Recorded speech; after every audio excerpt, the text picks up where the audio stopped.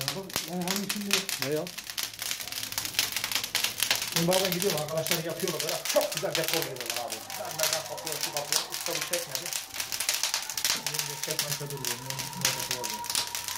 Abi bazıcanı getir. Bazıları getir abi. hayırlı sunar. Beni de çek de bana Gel gönder. abi usta sen de çek.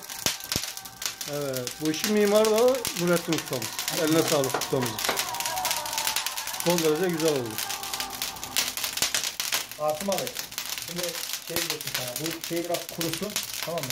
Artık onu derdiğin şeyler çektirtirsin arkadaşlara. Tamam.